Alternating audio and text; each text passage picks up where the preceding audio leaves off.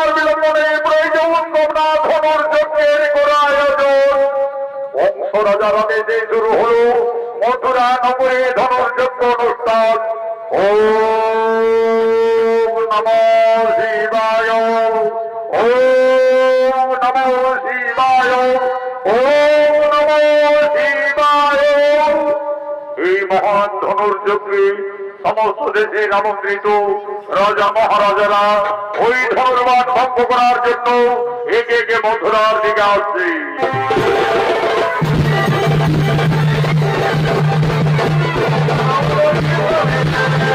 আমি শ্বেত নগরীর মহারাজ, আমি ওই দেবাদিদেবের ধনুর্বাণ ভঙ্গ করে আমার বীরত্বের প্রকাশ দেখাবো।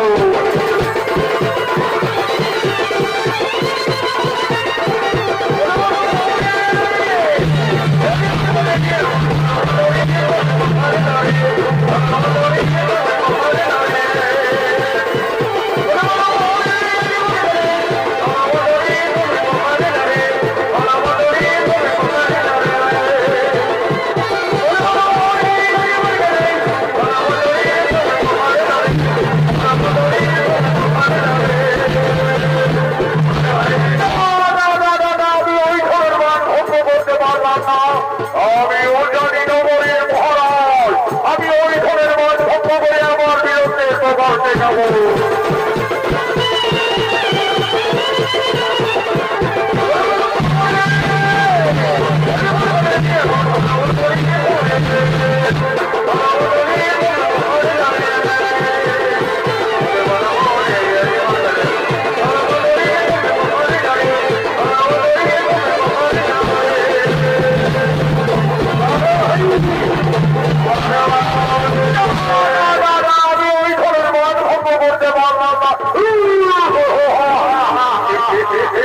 কত রাজা এলো, আবার কত রাজা মথুরা থেকে চলে গেল, কেউ আমার এই ধরে মান ভঙ্গ করতে পারেনি।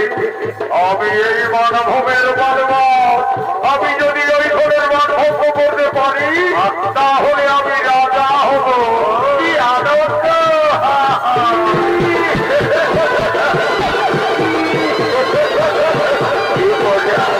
আমি রাজা হব।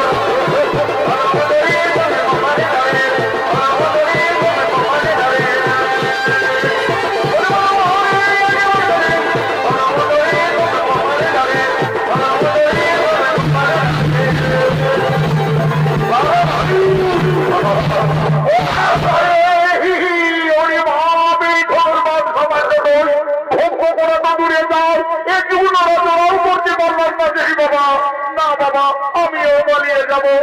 এদিকে ভগবান কৃষ্ণ বলরামকে গোকুল থেকে ধনুর্যজ্ঞে আজ মথুরায় নিয়ে আসছে।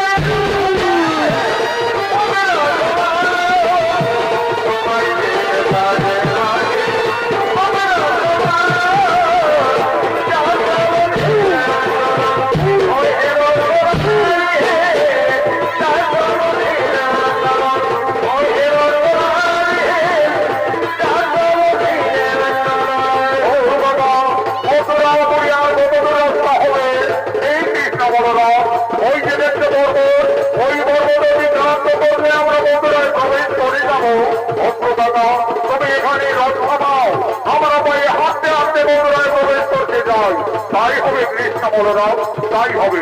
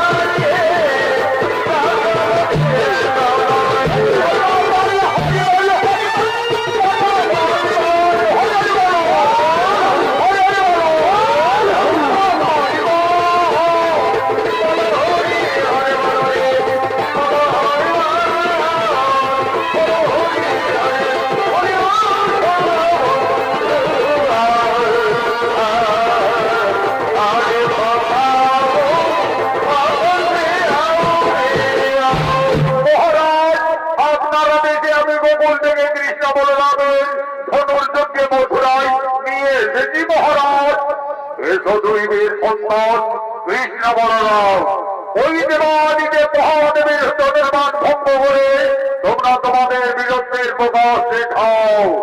যাও ভয় কানাই, অহংকারে জর্জরিত হয়ে দোরাচারী গঙ্গাচূড় মুনি ঋষি গান্ধর্ব কাউকে চিনতে পারেনি রে ভাই।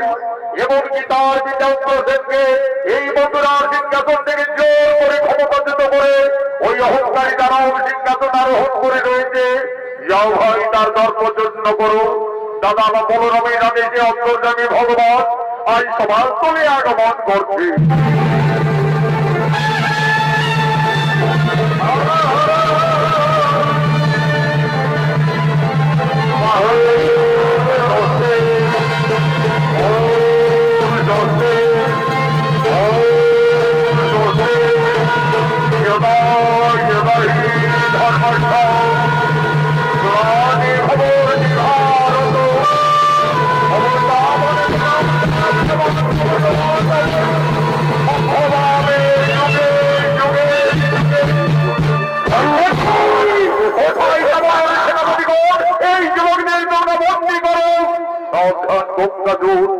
আমাদের বন্দী করার মতো তোমার যে কোনো ক্ষমতা নেই।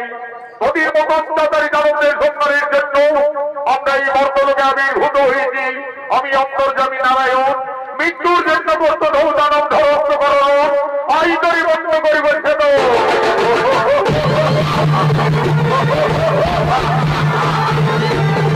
আরে